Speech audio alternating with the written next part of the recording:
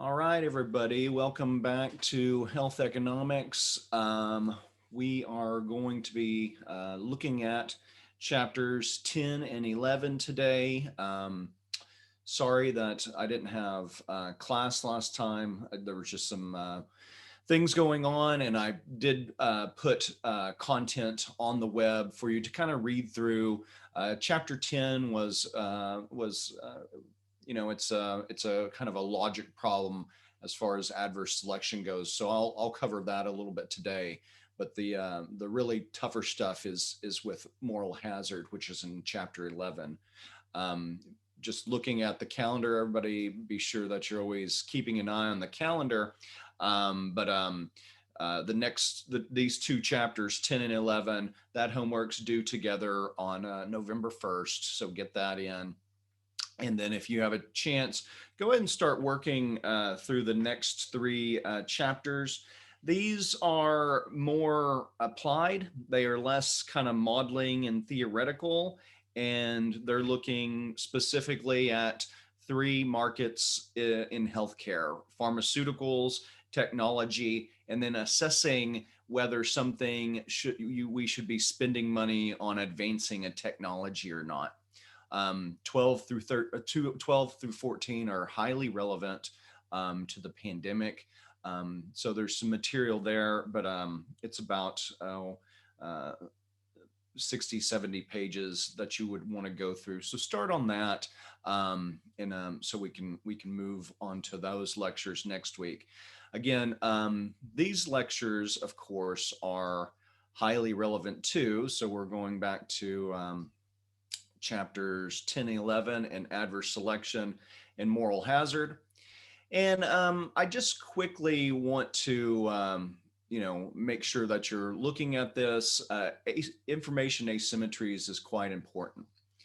And what they do is help explain what's going on in the healthcare market as we see it.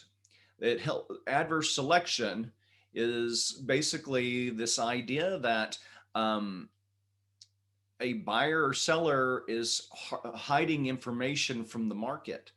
For the insurance market, I may be hiding information about how healthy or risky I am. I want to hide my risk because I want a lower insurance premium, but I also want good care, because if I'm risky, if I have some pre-existing conditions, then I'm more likely to need care. So this makes a few hypotheses. This model of adverse selection, it makes hypotheses such as we would expect people who are more strongly seeking care to have to pay higher prices, because as a signal of me seeking higher care, since you don't know if I'm really risky or not, insurance companies are going to kind of assume that they're going to want to extract that information, because it's more costly to cover someone who is higher at risk. So we expect to see things in the market, and I kind of describe this in the text here, that we're going to see insurance companies charge more for people that they perceive as higher risk. I don't know if anyone watched the presidential debate last week, but some key terms that have been debated really for over 40 years, but very strongly in the past 15 years, are things like pre-existing conditions. Okay, pre-existing conditions. Can an insurance company deny you coverage or charge you more for coverage if they know your health history? Well, adverse selection is the reason they want to do that. Okay, they want to do that because of adverse selection.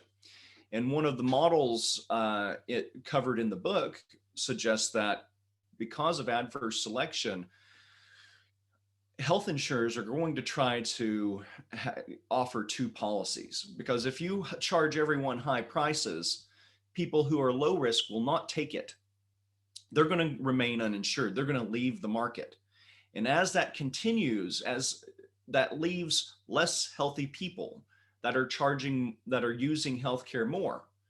And so next year, your health premiums of the remaining people will get more expensive. And some people will find out that, hey, that's too expensive for me. I need insurance, but I'm not going to pay for that. So I'll leave too. So less risky people leave until you're left with the most risky group. So, what health insurance companies try to do to keep some of these more healthy people is they will offer them a lower plan. But typically, this plan is actuarially unfair.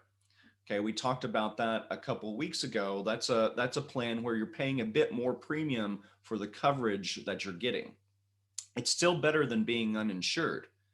So insurers, so kind of a natural equilibrium of this is that if everything plays out, less healthy people are getting fully insured but paying more.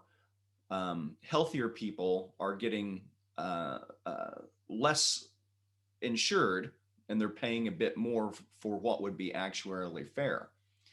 Now, this causes a policy conundrum. If in that instance you will be likely to get the death spiral that we talked about, okay, that those healthy people in their 20s, people who may be overconfident in their health, they're not going to want to have insurance. All right, so that makes it more expensive for the healthy group. But if you think of insurance as a pool of people, healthy and sick, and or of people that are injured and not injured. Really, insurance is because a bad thing can happen to us at any time. Fortunately, right now, nothing's happened to me, but at some point, I may have to use that insurance. So if I turn from being healthy to unhealthy, then I turn from being someone who was overconfident before to someone who needs it right now. And so in order to keep those people who are healthy from leaving, another term comes in that we hear about: mandates. Okay, mandates, which is a policy because of adverse selection that requires everyone to insure. So everyone who drives a car has to have car insurance and a driver's license. That's another part of the debate around health insurance due to adverse selection. So there's two of them that they talked about in the debate last week. Um, uh, um, um, uh, where'd my brain go there for a second? I already mentioned it before. Pre-existing conditions, and then mandates for customers. And what the mandate does is it keeps everybody in the pool. You need insurance. Essentially, you want a diverse pool, a large diverse pool. And so some countries create the large diverse pool of healthy and sick by having a universal mandate or having universal coverage where everyone is in these plans. So that would be a universal healthcare plan. Why is that? It essentially comes down to the problem of adverse selection. You don't want the healthy people leaving. So one policy way, and we'll talk about it more when we look at different insurance systems, why is the reason they want it? It's not socialists or whatever. It's due to the economic problem of adverse selection. And the way insurance has to work, a strong insurance pool is a diverse with healthy and non-healthy, and because in actuality, people cycle through both of those states all the time. A second way that countries come to it is more what the U.S. does, which we are primarily a employer-based system. And so each employer has all of its workers, young, old, healthy, risky, unrisky, and they form a small pool, right? So it's the idea is the same. You want to have a pool of diverse pool, and employers, who I work for, IUP, which is and ultimately all the state system schools, we're all in the same. We're all in the same we're all on the same type of plan. We have a couple of them, but we're all on the same plan. And while I'm healthy, I'm paying into it. But someone else, a colleague has had a sick family and stuff. So that's another way of doing it. Of course, and we'll get into this, the employer-based care, that's small pools segmented for some of the population. It's not covering everyone. So read through these policy implications for adverse selection, but really the main thing is it's it's explaining things that are relevant in politics, in political debates, in upcoming policy. There's going to be changes, whoever wins, changes in healthcare, and even I see political ads talking about pre-existing conditions. They're arguing over who's going to get rid of them and who is not. So um, the theoretical grounding of this, I'm not talking about the political grounding, but the theoretical grounding of this political talk is adverse selection, which is an information asymmetry. And information asymmetries are very problematic things we have to deal with if we want to make markets work. Okay. They can undermine markets. So, what you need to do in this chapter, read about the Harvard death spiral, read about how insurance markets are undermined by adverse selection. The second information asymmetry is moral hazard. And so you also, I want to kind of break this down and kind of go into the modeling of this. Some of the graphs that are in this chapter 11. So there's two types of, let me make this bigger for you. There's two types of moral hazard. Moral hazard is basically, it's an information asymmetry because nobody knows how I'm going to act when I get an opportunity through insurance to either access new care or access higher quality of care.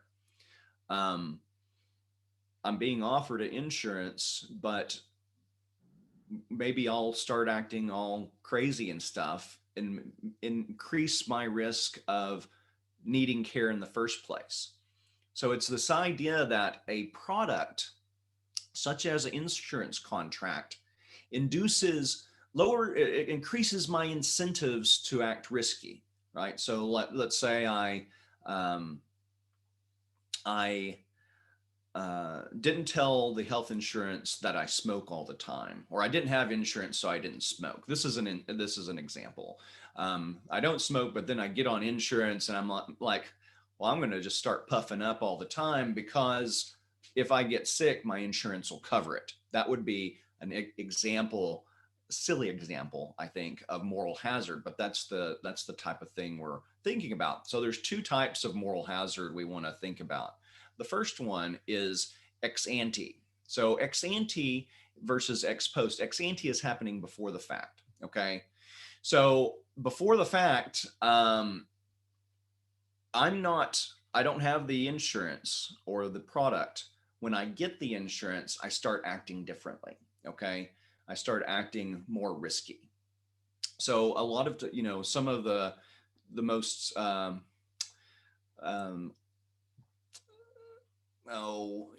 one example that's typically bandied about around moral hazard is seatbelt laws, because there was a study at one time that said once seatbelt laws started being implemented, people drove faster and riskier. And I think largely that's been debunked a little bit because, this happened over time and cars got more well built and safer.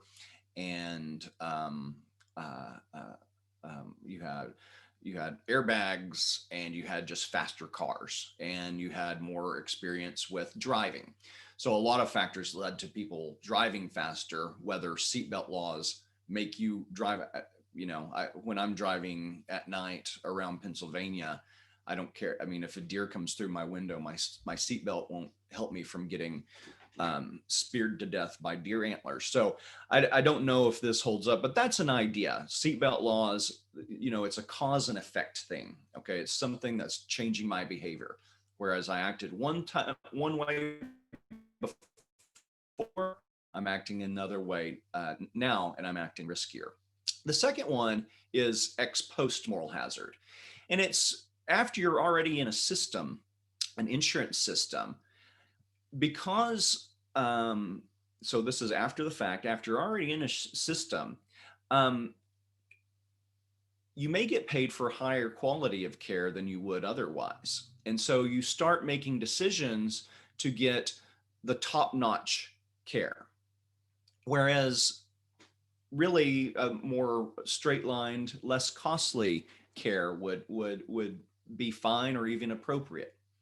Um, so the main thing is that both the first case, these are both creating a cost. If I'm driving more recklessly due to the ex ante moral hazard, that's more people are getting injured. That's a big cost to society. If I'm starting to use higher quality of care that may be unnecessary, I wouldn't do it otherwise. I wouldn't pay for it out of my own pocket. I'm also creating a cost to the rest of the people in my insurance pool. So both of these, the key thing is that you're leading to high social costs. These create social costs.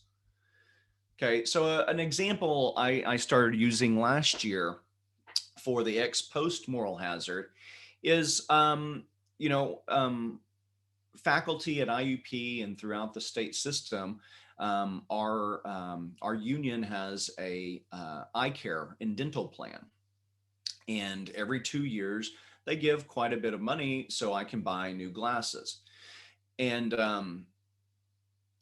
so I go in and I'm getting glasses, so I choose nice ones like Ray-Bans. You know, I have a couple of pair. I've worked at IUP for over 7 years. I have a couple nice pair of Ray-Bans. I think they make me look at least a little bit cooler or whatever. But if I were paying for them myself, paying the ticket price out of my own pocket, I might have went for a lower, not Ray-Bans, but something that was a little bit cheaper. So this is an example. It's me. It's something that really happens, but it's causing me to make slight adjustments to my behavior, and leading to an extra cost to, I mean, quite frankly, to students, to taxpayers, things like that. Um, I'm not saying that we shouldn't do it because, in the employer-based system, how do employers attract talent to their organizations? Well, they do it through pay or they do it for benefits. So there's another side to that, but that's kind of a labor economic issue. But the thing is, moral hazard is not an individual thing, right? It's not, oh, you're doing individual, you're acting inappropriately. No, it's a theory about how people react and the incentives they have to a system, and that's what we want to think about it. Not value judgments, but think about it as economic incentive changes. So let me go on down here and do one more thing before we get to modeling. There are three fundamental pieces that go into creating the opportunity for moral hazard. And this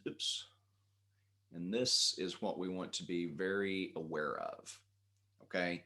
Uh, Things, by the way, things that I focus on in these lectures on the websites, um, are more heavily on my mind and will more heavily be on the exam. So, understanding these, that may not be the focus of some of the end of chapter questions. Remember, I have you do the end of chapter questions to kind of go through the rest of the book material. But the things I'm highlighting here are things that you want to be aware of for the exam. Okay. So this is three key ones.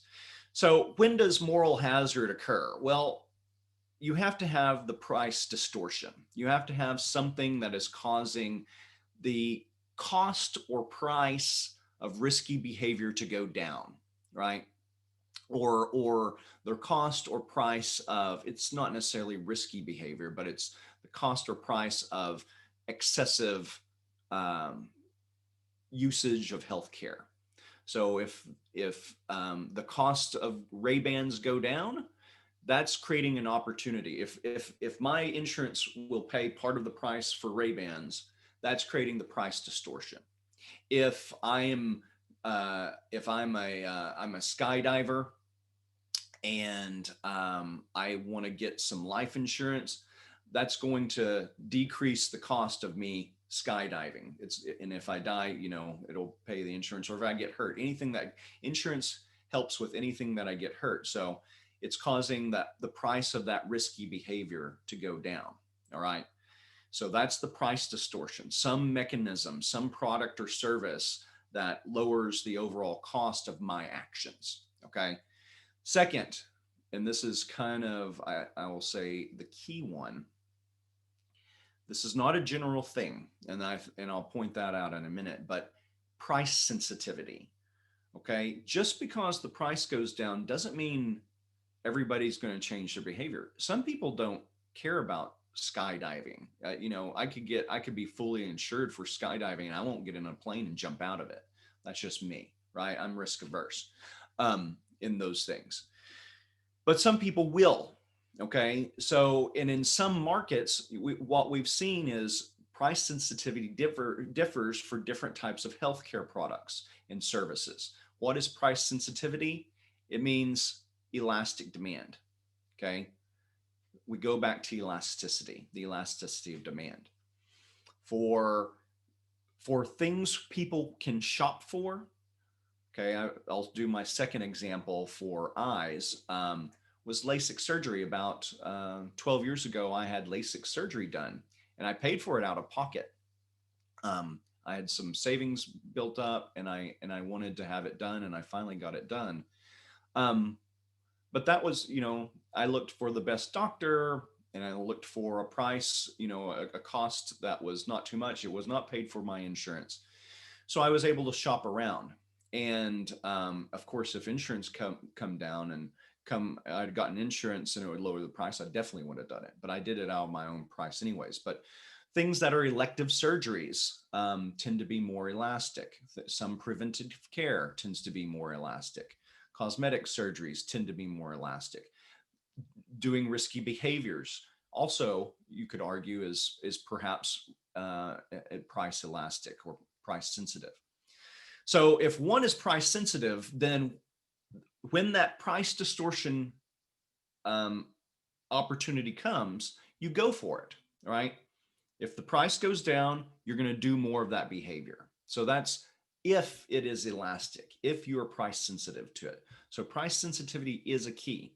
Moral hazard doesn't just happen for everything, which I have a bit of a problem with the book, because I think they make the hard case for moral hazard, and they define it too broadly, and they apply it to probably too many things. But I give some comments on that later on this page. And then the third thing is, as we mentioned, moral hazard is a type of asymmetric information. But that asymmetric information has to be there. So insurers don't know what my sensitivity is going to be. They don't know what my risk aversion is going to be. They don't know what I'm going to do after they've already offered me the life insurance or the product or whatever. Okay. So since they don't know that information, or they're going to want to know that information, right? They're going to want to monitor people. So for instance, at IUP, we get healthcare, and every year they ask questions. They can't monitor it directly, but they try to get information in other ways. So they give us an incentive to do this hour-long questionnaire about our health practices and how our mental health is and physical health is and our diet and things like that. They're trying to monitor a sense of my behavior. They're trying to get an idea, because otherwise they don't know. And really they don't know anyways, because I could be lying. I'm not going to tell them I drink a case of beer a night, which I don't. Or I could be lying. You never know. But I'm not going to tell them that if I did, right? Because that's going to key them off. Maybe we should be charging this person higher. But that's the information asymmetry problem. So they can't price. They don't know what to price these types of insurance products at. So that could be a problem. So they're going to try to monitor behavior. So let me put it to you for just a second. Is there any questions on these differences between adverse selection and moral hazard? as you go through this, I want you kind of to delve into these and make sure you know what's going on, because they are, again, very important. Okay. So let me, so a lot of what I'll show up coming up here are slightly different from the book, but I want to give everybody a good sense of really the full context of what we need to be looking at with moral hazard. So let me bring up my blackboard here. Okay. So this is similar to the graph in the book on pages 206 and 207, figures 11.1 and 11.2. Okay, I wanted to use this opportunity to describe what a negative externality is. Okay, and kind of start talking about that, and we'll go back to externalities later in the class. But I have these two graphs here. Here, let me do one thing real quick.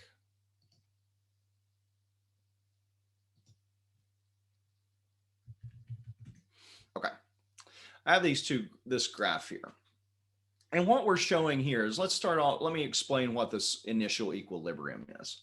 This initial equilibrium here, E1, is a nexus of two things. One, we have a demand curve here. Here's our demand curve, and it's relatively elastic. Okay, let's say we're talking about something that's kind of a risky behavior, and it's our desire to hang glide. Okay, so now we're talking in what is going to be that traditional type of moral hazard problem. Okay, and what we're doing here is at this initial equilibrium, we have a desire for hang gliding, and it is based on perhaps how we figure our likelihood of getting hurt. Okay, but if we are going to have to pay the full cost of getting hurt, we'll be less likely to do it. However, if the costs of getting hurt go down, then I'll be more likely to do it. So this is just a downward sloping demand curve. So here at E1, supply is based on cost to insurers, cost to public, and things like that. So the true costs of this, which the book does not give these kind of pseudo supply curves, but I wanted to put them in here to help you understand that there is an equilibrium here. But the cost structure of this, the cost of providing a hang gliding services, providing insurance services, things like that, are made up by the marginal cost and the social cost. Okay, if I get hurt at E1, I'm paying both of these. All right, I'm paying the costs of getting hurt itself, and then I'm kind of I'm creating a social problem because I'll be out of work, and other things will be going on. Okay, so the highlight here is the cost and the price. To me, my personal costs of this risky behavior is at PU. So PU indicates that it's the price of being uninsured of this risky behavior. So it's a higher price, so I'm going to do less of it. QU is the quantity or the amount of activity of this risky activity that I engage in. Okay, so again, this is uninsured. This is the uninsured piece. Okay, there's no moral hazard going on. Now, what triggers the moral hazard? Well, the thing that triggers the moral hazard here is some kind of insurance that I'm able to get into, some kind of insurance product. Okay, what does the insurance product do? It decreases the price, so that's the price distortion. And because the price distortion is going down, I'm going to move along my demand curve to here, from E1 to E2. Now, what caused the price distortion? Well, I still have to pay some premium, right? I have to pay for the insurance contract, but it's just going to be a little bit. What's really going down though is I'm not having to pay this other social costs now. The extra costs, my hospital bills, all these things, you're paying for it because you're also on the insurance pool. So to me, the social costs are hidden. They're paid by the insurance, which is paid by the insurance pool. Okay, that's the other people on the insurance. So that I pay a little bit of insurance premium, but everybody else is paying for the true cost, the hospital bills, all this stuff. So that causes the price distortion. And the result is I do more of that harmful consumption or behavior. I'm going to do more hang gliding. Okay. So this is indeed a case of the moral hazard, right? It has the price sensitivity because we're elastic. It has the price distortion. And then the insurance, they don't know that after the fact, I'm going to do this. They didn't know I'm going to engage in that. Okay. This could also be applied to, instead of, risky behavior or, hang gliding or doing stuff like that, it could be applied to that ex post type stuff like my Ray-Bans, right?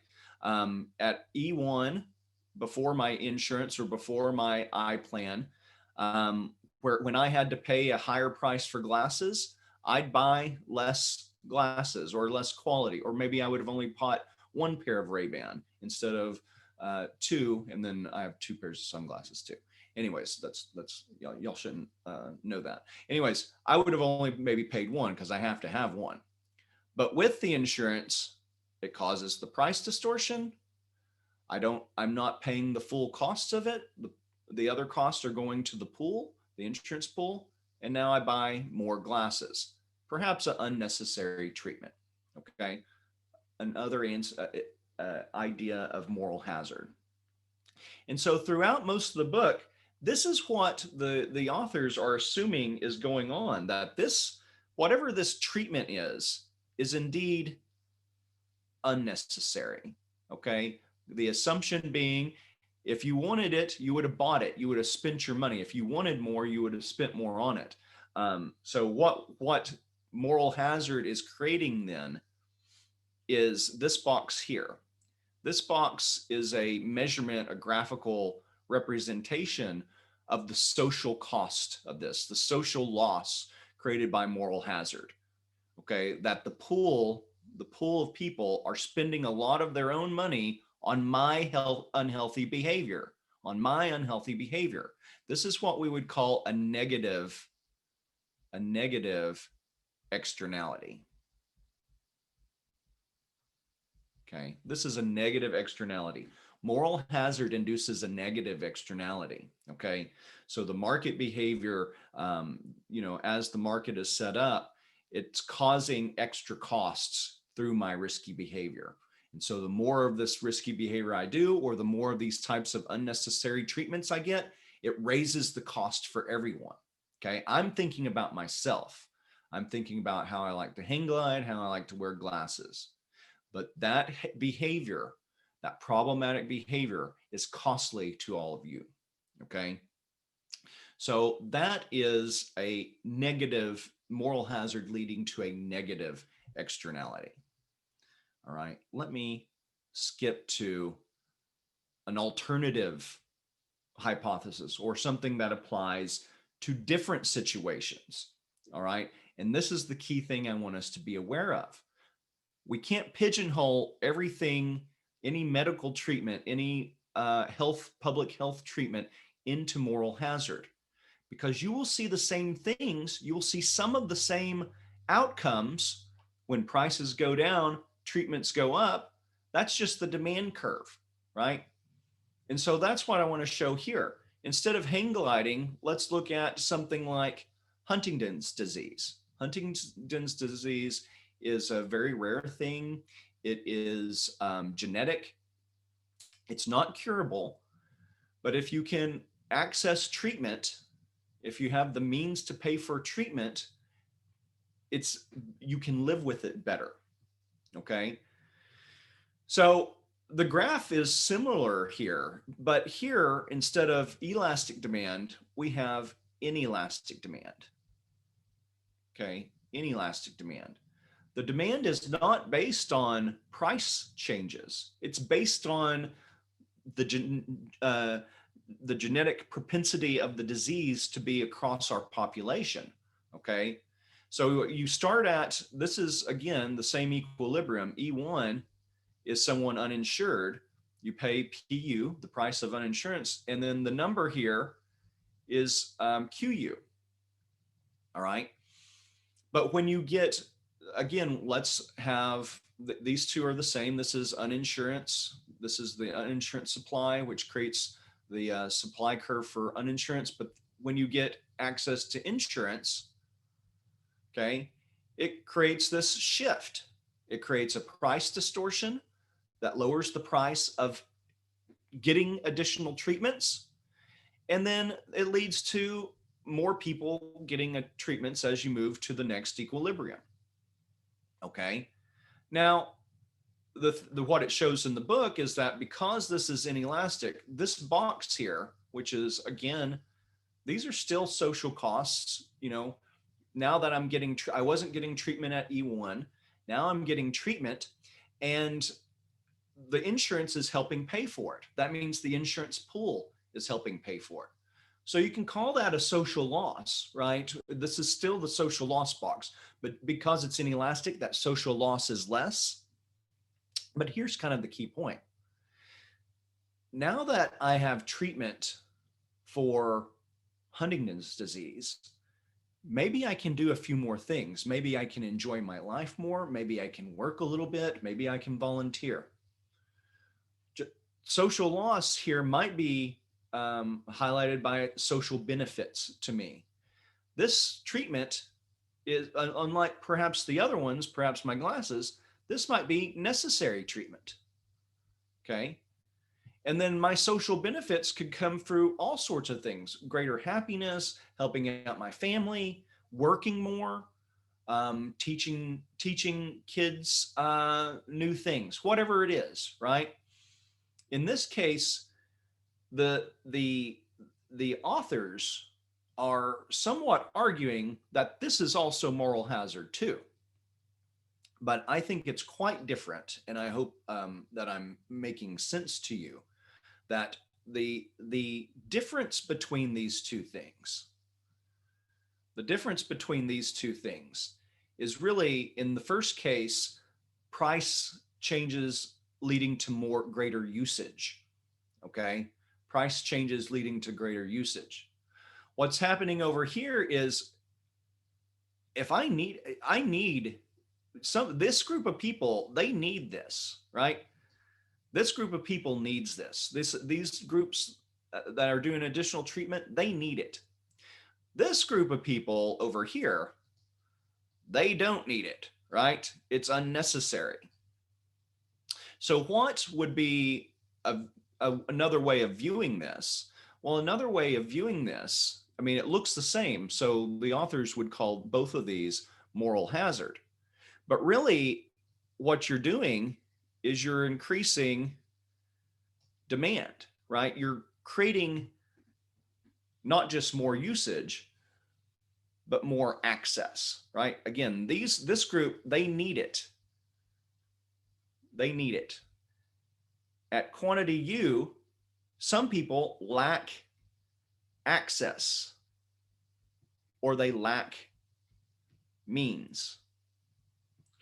So remember, from our Grossman model, insurance enables us to spend more money on certain types of Z goods that create better health for us. If someone is needing it but not buying it, it may not be due to they're waiting for moral hazard. It may be due to they just can't buy it. So the authors, to give them credit, they say they would differentiate these two between this being income shock. Okay, this is some kind of income shock, or let's say income effect. Okay, so insurance, it might create moral hazard. So I'll put that here. Insurance kind of has two effects here. In this case, it's this moral hazard price effect. Okay. But for instances in health conditions that are not price related, right? You either need it or you don't. Insurance creates an income effect. It gives you greater wealth so that you can access this care. Okay. And so it is very, very important. Um, I'll give you one more example in a second, but it's very, very important that we differentiate between treatments and care that are leading to higher costs for society and are unnecessary. And again, this is going to be key as we look at pharmaceuticals and technology versus ones that are certainly could be costly, but they are medically needed. They improve public health, right? And those things have benefits that also help society. So there's a bit of a debate. Let me give you one more example, which some of y'all may be familiar with. There's a bit of a debate on whether the use of Narcan is appropriate. Does anyone want to chime in? Do you and could tell the others what is Narcan? Has anyone heard of that?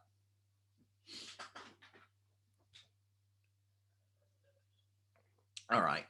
Narcan then is this is a intervention for it's an intervention for people who are overdosing from opioids or opiates, and the immediate overdosing left without an intervention typically leads to death, right? Narcan somehow, I don't know the technical aspects of it or the medical aspects of it, but it is kind of a amazing thing, and it saved a lot of people's lives if it's distributed when someone is in the process of overdosing. So a couple of researchers who have looked at this, they said they put it in the context of moral hazard, in that they did some an economic study and found some preliminary evidence that this may be the case, that where more Narcan was being distributed, it was leading people to use opioids more, with the idea that I can use this more, I can be more likely to OD because someone's going to give me this injection. Okay, so that this is the moral hazard. Narcan leading to riskier behavior. And so health economists in this context, due to a study or two, were arguing that this is a moral hazard problem. And that's making assumptions that a person in the state with opioid use disorder are making market-based decisions based on price distortions, and they have elastic demand for Narcan.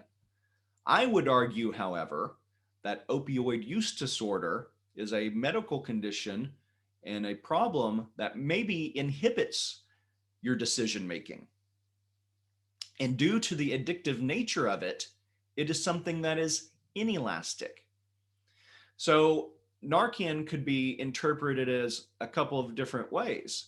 Okay, if it is causing a moral hazard, then the public cost, the social loss to it, is not as large as it would be if it were elastic. So that's the market argument, which I don't really care for. The main argument, though, is that aren't there social benefits to saving someone's life? I would argue yes. And if the if the person is not acting rationally, or if they are not responding to the price distortion because they are price sensitive, then it is not really moral hazard. So people took this argument who are kind of thinking about, oh, this is a moral hazard, it's causing all these more people to overdose. What's the policy that they say? Well, we should move from E2 to E1, right? We should move back and we should not distribute Narcan. That was the policy response by some, right? And even people in our local area. We don't, people in our local area commonly would say Narcan should not be distributed because it's making more people overdose. So it's assuming the moral hazard argument. All right. The difference over here is, well, there are also benefits of it, and that people are not making their decisions necessarily based on Narcan. So there's only been one study that's suggesting that they are. But again, we want to use the process of science to replicate that and understand that better. But instead, if you take the assumption that it's not a rational choice based on prices, but a disorder that needs treatment, taking the Narcan away doesn't necessarily help. Okay. It's not going to lead to a whole lot less overdose deaths. What you want to do is you want to treat the disorder. And so services and treatments, which Narcan allows someone to stay alive, it maybe offers the opportunity to get someone into treatment and service. And if you want to lower overdose deaths, Narcan versus no Narcan is not the true policy. But that's looking at the problem not as a moral hazard, but as a need for intervention and things like that. So be aware that a lot of public health treatments, public health interventions, I've named two of them: seatbelts, Narcan. There's many others, and then insurance, of course. There's two sides to this story, and it depends on, is this thing, the thing that it's inducing, is it something that's necessary or is it unnecessary? And that's a societal value question, right? Society has to debate whether this is necessary or not. So but what we can't do is we can't just assume everything that leads to more utilization is moral hazard, because it may be either lack of access, there may be addiction problems or something like that. So, but we should know moral hazard exists in some cases, but it's not all cases. Any questions on that? I was just wondering, for the study that you were referring to, or the studies that you were referring to in relation to the Narcan, how could they not tell, or how could they tell that the causality wasn't going in the opposite direction, where like the amount of like deaths and overdoses is what brought the Narcan to the communities versus the Narcan being present in the communities like increased the amount of people using? That's a good question. And what I would do to answer that, I just didn't have time, but I'll put that study, a link to the study on the website, because I was starting to write that out. This is where I remember I read it a couple of years ago. How they try to establish causality is statistically, right? So it's quasi-experimental, right? So they're not doing an experimental study that's finding Narcan leads to more overdoses. So they were trying to use some kind of clever statistics. I would imagine if I looked deep into the study, they would say, well, there's limitations to this. This is likely, this is a possibility what's happening, but there could be other things going on. But it was, I believe, an economist at Texas A&M. And I believe this researcher, she's done lots of good work. I think I've heard her. It's been a while though. That's why I can't remember. It's not fresh on my mind, but I'll link to the paper and the podcast. But it's good for, if you are advocating for something like Narcan, to be sure you understand the potential moral hazard problems, because you have to be able to, address policymaker concerns and make sure that this intervention is worth what you would be, the resources you would be putting into it. And so any other questions on that?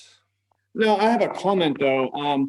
Because of the market being flooded with Narcan, so there was an underreporting of non-fatal overdoses prior to the availability of Narcan. So the non-fatal overdoses weren't always reported. Now that Narcan is being distributed and people are using it at a greater amount, the reports of overdose have increased greatly. And that's because people are surviving it, and the medical professionals administering it are reporting this. So the data is a little skewed now. So that's exactly that. Thank you, Ryan. That exactly reminds me one critique of this work, right? So what are two possibilities? One is the moral hazard problem leading to a spike in more overdoses in the data.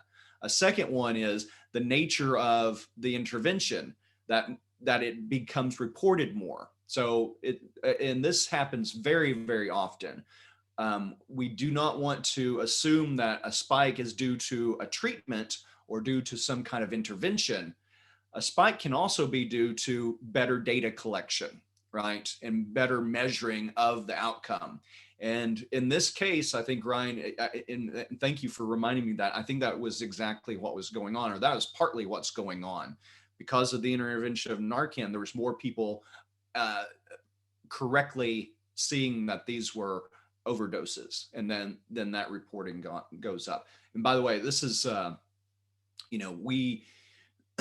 we're facing another reporting problem with COVID.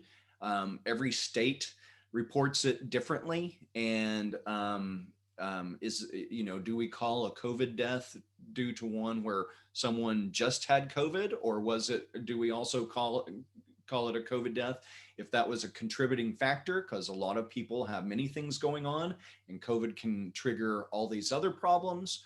There are lots of deaths that are going undetected that are due to COVID, but someone didn't know they were sick and didn't go to a hospital or something like that. And each state is doing this quite differently. Overall, you want to you get around these data errors by looking consistently over time and tracking these things over time, because and that's how you eventually get more information. So if we look at point A, where there's very few people tracking overdose deaths, and then at point B you're tracking more of them, that looks like a big spike. And part of that's happening when your people are administering Narcan. But you would want to look at point B to C, right? You want to take it out over time, where there's not a new change in the data, but you're kind of seeing how the trend goes from there. And that's just because the state data, I'm going back and forth between examples. We'll learn more about Narcan as we go forward, and we might have already from some of these studies. But in the same way, as long as states are consistently different and they're consistent with their own methods, looking at the trends still helps the data analysts, the public policy analysts, and things like that. You can't throw out the baby with the bathwater and say all the states do it differently, so it's no good. It's actually quite helpful when you establish a baseline and then you see, however they're counting it, rates are going up, rates are going down. That's still helpful. So, okay, any other comments on that? All right, let me go through a couple of things in the book very quickly. So I took snapshots of these. This is graph figure 11.3. And so what it's doing here is it's assuming that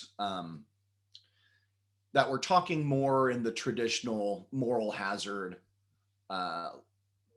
types of services where people have elasticity. So it's assuming that there's some elasticity here. Okay, so say non-emergency, non-critical care type things. And so what this is showing is if you are uninsured, you're bearing a high cost and you're going to do less of those unnecessary treatments. When you have full insurance, it shifts your demand from here to here. This becomes your demand curve. Okay. And so when that increases your demand, now people are paying much less for it, right? You're paying much less for it. and everybody is getting this treatment done.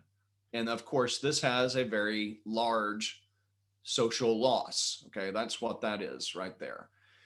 So, because again, it's a social loss because there's not benefits to an unnecessary treatment, and it's leading. When you're increasing demand, what does increases in demand do? It increases prices overall. Go back to chapter 1 in the book and look at how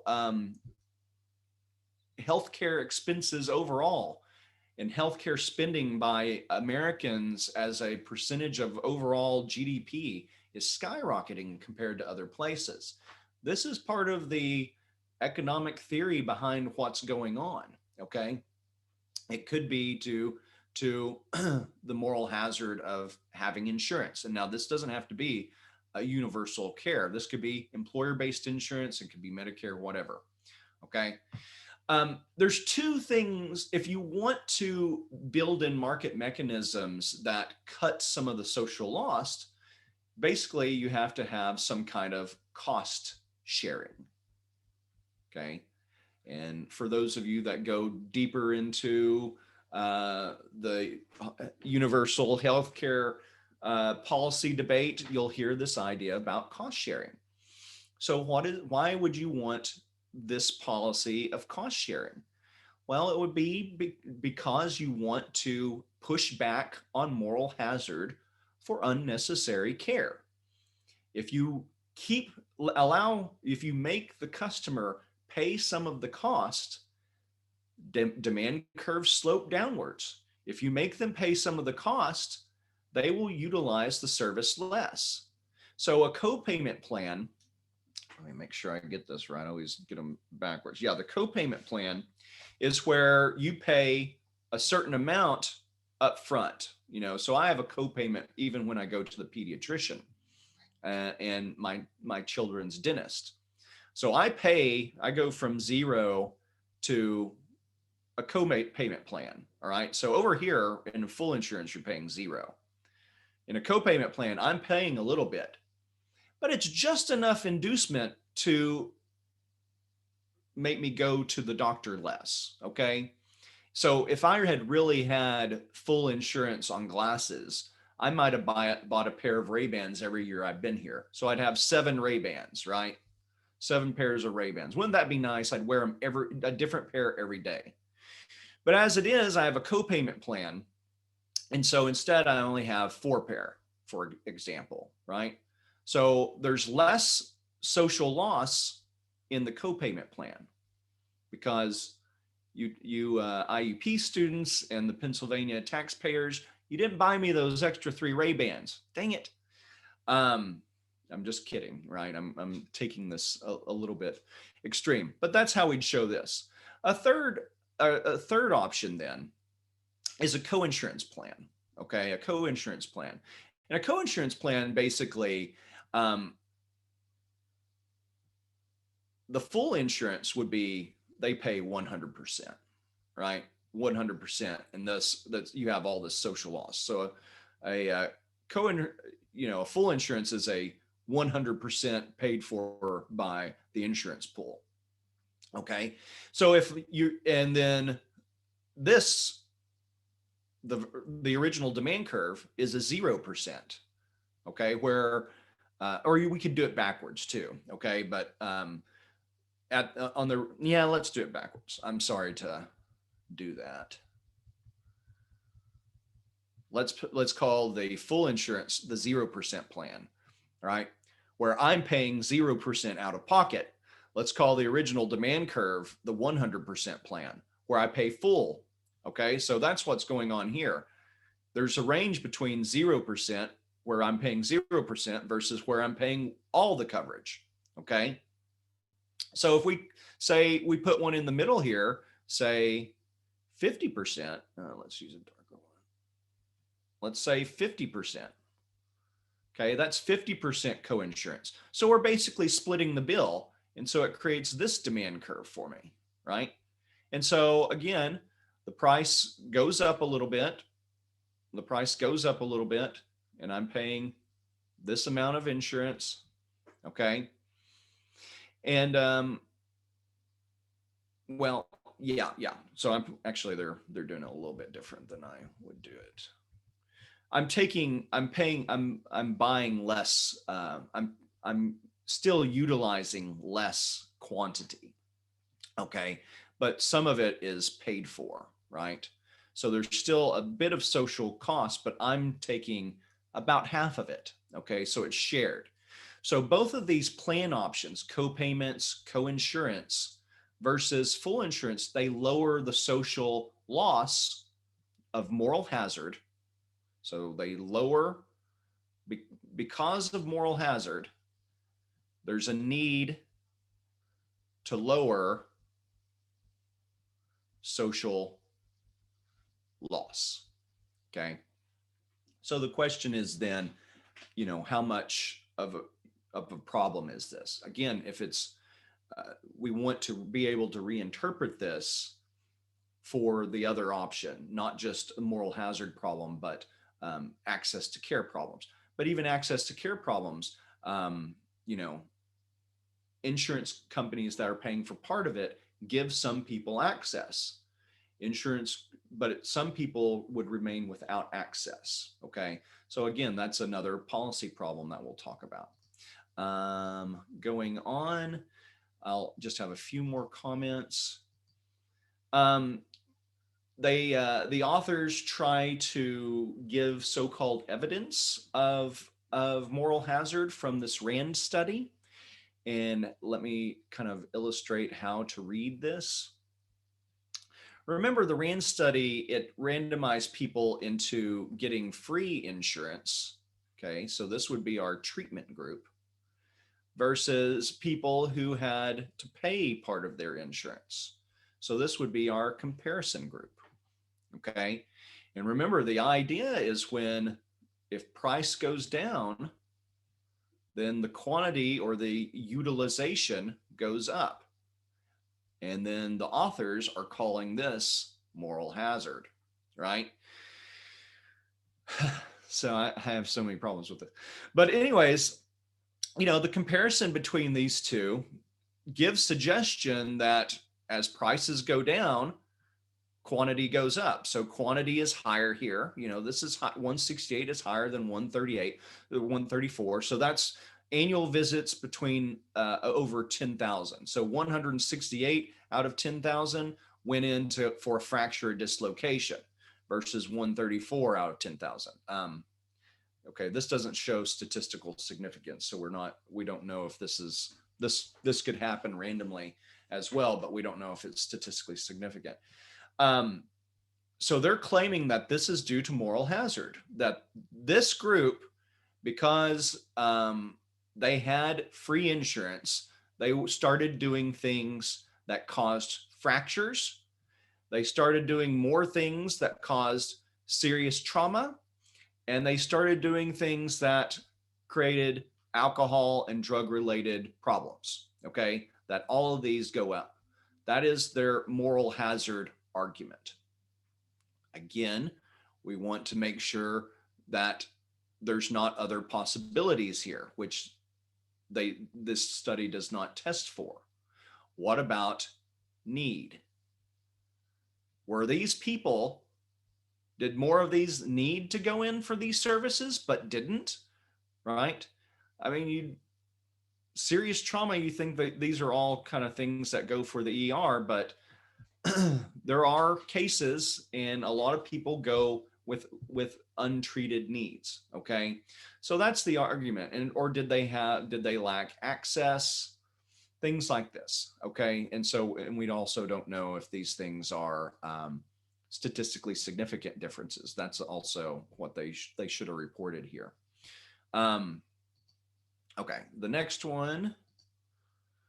I'll put these up on the web, but this is 217. They do acknowledge when we want to look at moral hazard versus efficient use.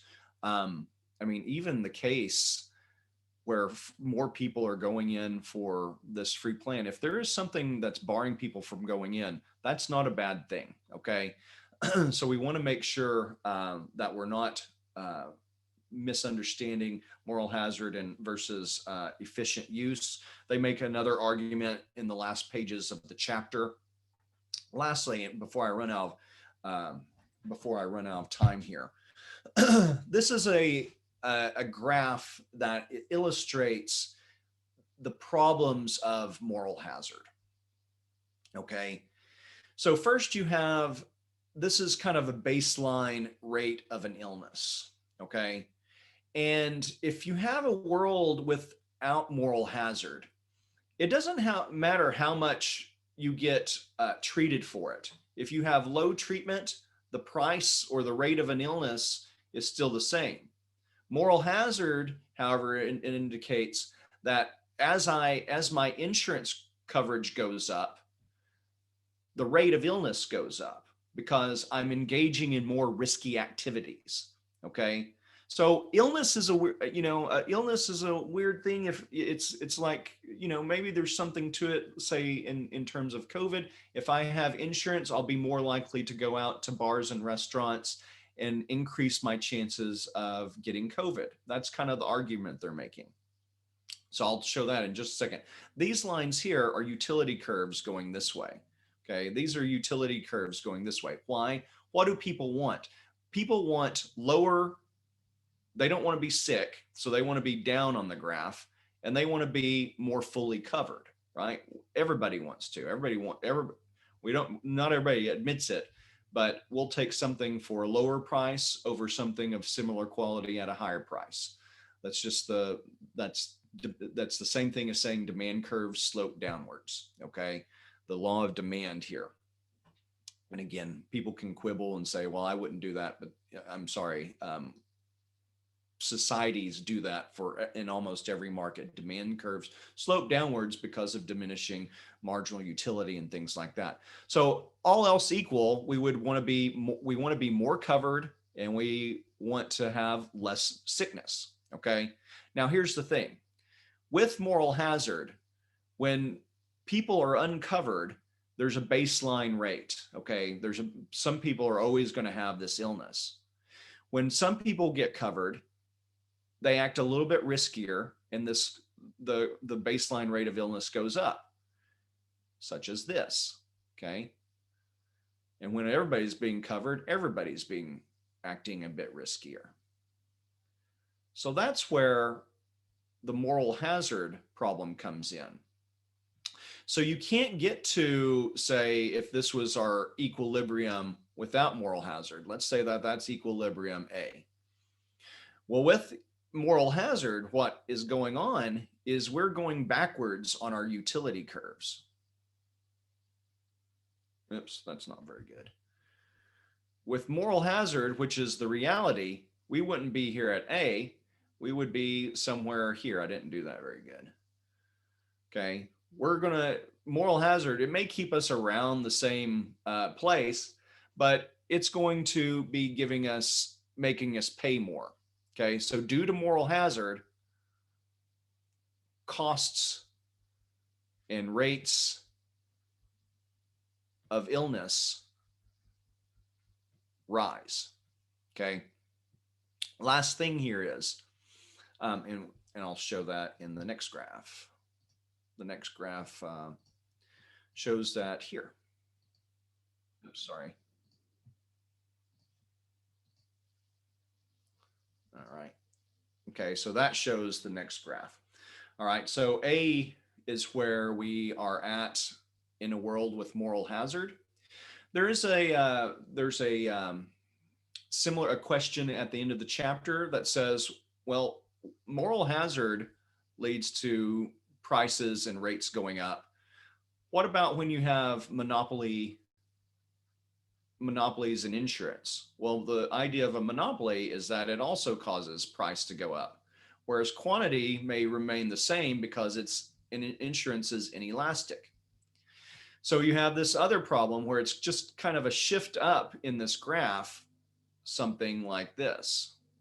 So whereas the first graph might be to moral hazard alone, moral hazard alone, you have a new graph that's kind of causing problems from moral hazard plus monopoly. Okay. And then you have to go backwards on your indifference curves. So you have an indifference curve here, an indifference curve here. So you may be going backwards or upwards from A to A prime. So the combination of both moral hazard and monopoly further hurts us, and it makes insurance and insurance care more costly. Okay, so that's getting us done right before class is supposed to be out. I am done then. I will stop the recording. So